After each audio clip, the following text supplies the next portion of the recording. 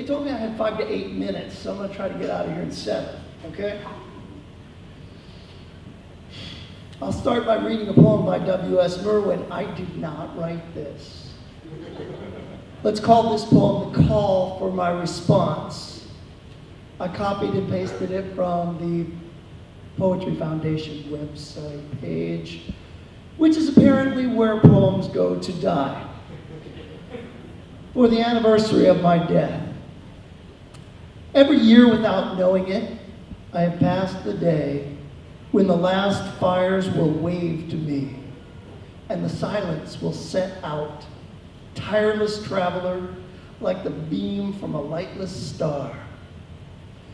Then I will no longer find myself in life as in a strange garment, surprised at the earth and the love of one woman and the shamelessness of men. As today, writing after 3 days of rain, hearing the wrens sing and the falling cease, and bowing, not knowing to what. Speaking of Mr. Merwin, and yes we must, my creative writing students get a little impatient with him sometimes. No masters of format themselves, they get a little steamed when they have to stop and start as they read his lines, which are completely naked of punctuation. When I listen to them read aloud, the grinding of the gears and the jerking of the words is like listening to somebody learn to drive a manual transmission.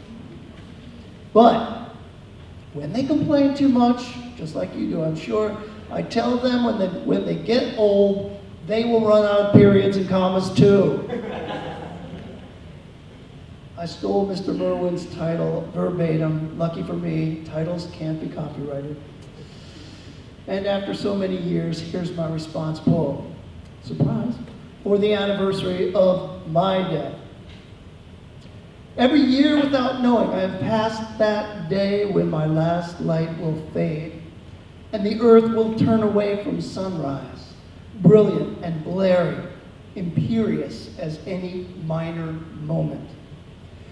My last day will be my first, a birthday, and though I will not draw breath to kill the candles, I know what wishes I will make. I'll wish for fewer question marks and one last asterisk, a tiny topographical star to draw my vision to the base of the page, for an apostrophe to mark my grateful release of shabby possessions stacked like sentences and old shoes in dimness beneath wire hangers and a single swinging bulb. I'll wish to widen the space between the lines and the letters, shaping that snowy blankness around me into sense, and to open landscapes, to pines, to play, to granite. I'll wish for an ellipsis, trailing into the silver sky in the thin minute before rain, without the suggestion of more than there is, with no bow or map to suggest my passage will leave a path for anyone to follow. Oh, you're so kind. Thank you. I don't know about you, but I think we're taking life too seriously. You know what I mean? So I brought you a poem to show you what can happen when you do that. Here's one of mine called The Man Who Lost His Middle Finger.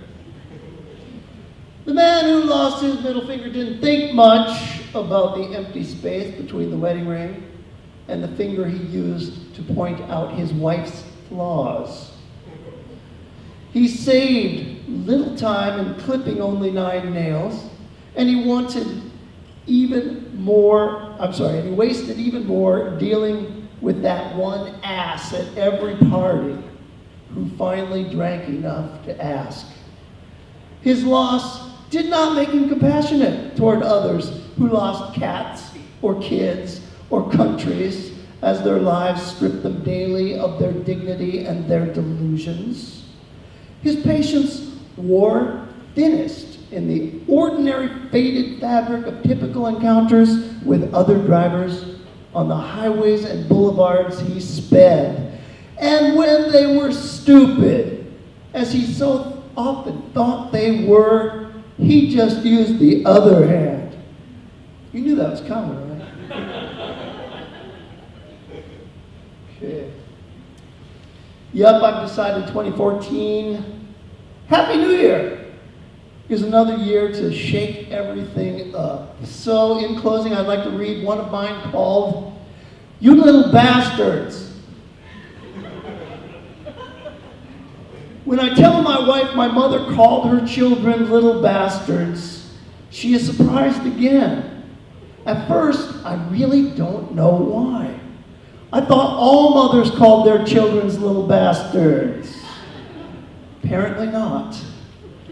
I knew my mother longest, not best, of her sons and daughters, but I can't claim to have been the spawn she loved most. And I certainly irked her enough to recall anger as much as affection. She simply called us, mad or not, you little bastards. She would say, you little bastards, get in the car. Or you little bastards, better stop fighting before your father gets home. Or, come on, you little bastards, the turkey's on the table. If a bastard is a child born out of wedlock, then as far as I know, we weren't truly bastards. Papers and pictures suggest my parents were married, and they wore the gold links on their fingers as proof. And if Jesus was the bastard son of Mary and the Almighty, I suppose I'm also a bastard in that exquisite sense. Someone amazing who came from nowhere, much to everyone's annoyance. And she prepared me well for the end. Now, when whoever comes to drag us dead into the darkness commands me to drop my knitting, I'll go quick. As I stand on the bare, muddy banks of Lethe, dipping my Dixie cup into the rainbowed and smoking black waters, I'll be ready, even comforted, when the angry ferryman yells into the vaulted cavern above the weeping faces of my companions, come on, drink up, hurry, let's go, you little bastards. Thank you.